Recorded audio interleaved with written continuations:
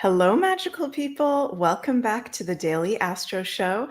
My name is Meg Moonbeam, and we're here Friday, August 23rd, going into the weekend. So, you guys know if you watch this show already that on Fridays we do not just the daily astrology horoscope for Friday, but we also talk about Saturday and Sunday as well. So, I hope you're all doing very, very well out there. Before we get into the astrology, as always, please remember to like, share, and subscribe to the Meg Moonbeam YouTube and Rumble channels, as well as the Beyond Mystic YouTube and Rumble channels. And if you'd like to have a personal astrology reading with me, those are available at consultations.beyondmystic.net. And I'm currently booking into 2025 at the moment, so a little bit booked out. And if you'd like to have a reading with me, book in so you can see me next year. How is everybody doing out there? I feel like I'm being such a dramatic Scorpio during this retrograde city because I've been feeling it so strong. This Mercury retrograde has literally been one of the most challenging I've ever experienced in my life. So if any of you guys are also feeling that too, please let us know in the comments, like, are you feeling this retrograde city? Are you not feeling it? I hope it's not challenging you too much.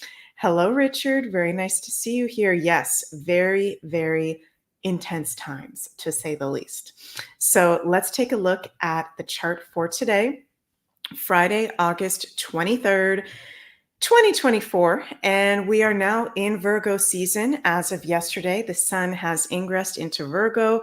We're at sun 1 degrees of Virgo today, and then 2 degrees on Saturday, 3 degrees on Sunday, with a moon in Aries that is getting ready to move into Taurus.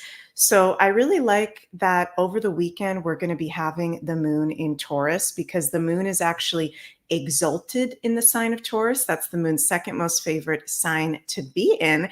So emotionally, we can be feeling more stable, sturdy, strong, able to handle on the subconscious emotional levels more a lot of the big changes and transformations that are taking place.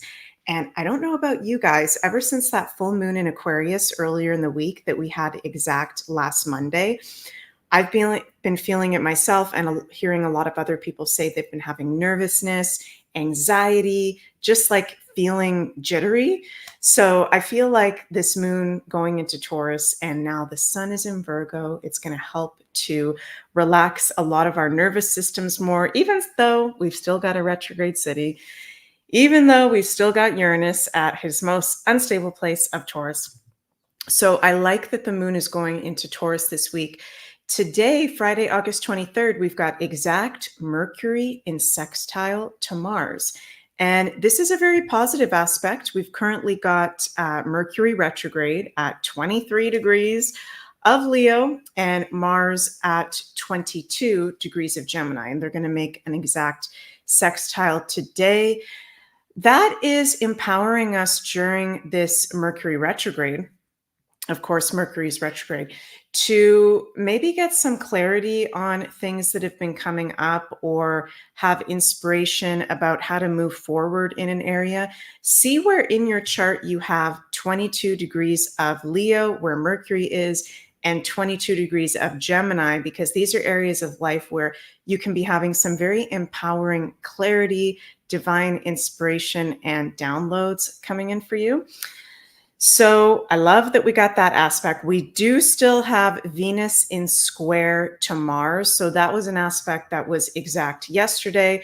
We're still having that as we go into the weekend, but it's going to be weaker and weaker influence as the hours, as the days go on. And I think the most challenging part of the weekend with that Venus in square to Mars still is, possible conflict, tension, and frustration in our own self-values ruled by Venus, and also our own committed relationships in life, whether that's in work, career, or with clients. There can be more of a propensity for challenge coming up. So I hope you guys don't have that. But if you do, you're not going crazy. We've got Venus in square to Mars, but it's not the most adverse aspect in astrology.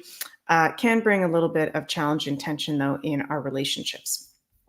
I want to bring up as well, I'm sure many of you guys know that today, Robert F. Kennedy Jr. is expected to end his presidential campaign, unless he's going to be saying something else.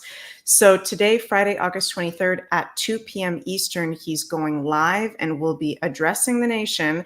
And his vice presidential running candidates, is that the right way of saying it? His VP pick, Nicole Shanahan, has stated that it's going to be absolutely historic. So if you care to watch, just wanted to update you guys that, yeah, RFK Jr. live. He's expected to end his presidential campaign and endorse Trump. So this is going to be actually, and I don't know if you guys remember, but I've been making a prediction with the current full moon in Aquarius that we just had this past Monday. And I was talking about how the DNC is going to be a complete shit show.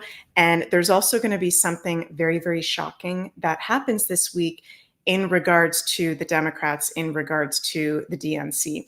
And of course, we know the DNC has been a shit show. I haven't been able to watch it. I've just seen little clips and I can't handle it because it's completely wild. But I think the big shocker is that as soon as the DNC is over, RFK Jr. is going live. He's addressing the nation. He is coming from a Democratic family. He is a lifelong Democrat that is then going to support Trump.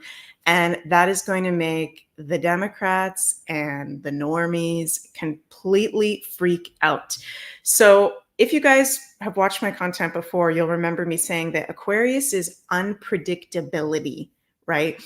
And so when I was predicting for the full moon in Aquarius, I'm like giving some specific examples, but I kept saying, it's unpredictable. It's going to be something out of left field. And I don't know about you guys, but none of us were talking about RFK Jr. coming out this week, right after the full moon portal, right at the end of the DNC, and making this proclamation. So I am really, really excited to see what he has to say. And I think that if he does drop out, I think he would make a great president, and I support RFK Jr. 100%.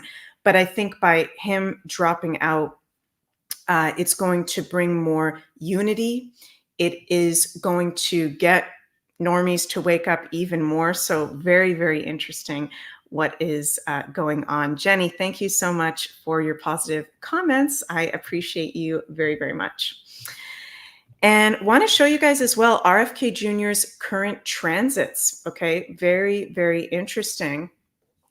He is a Capricorn sun, 27-degree Capricorn sun. And actually, RFK Jr. has his natal sun exactly conjunct the Pluto of the United States of America, which is very, very powerful. And he, I believe, is going to end up in at least one or more very powerful governmental positions in the USA. Capricorn rules government. So I do think that he is going to be a part of Trump's administration moving forward.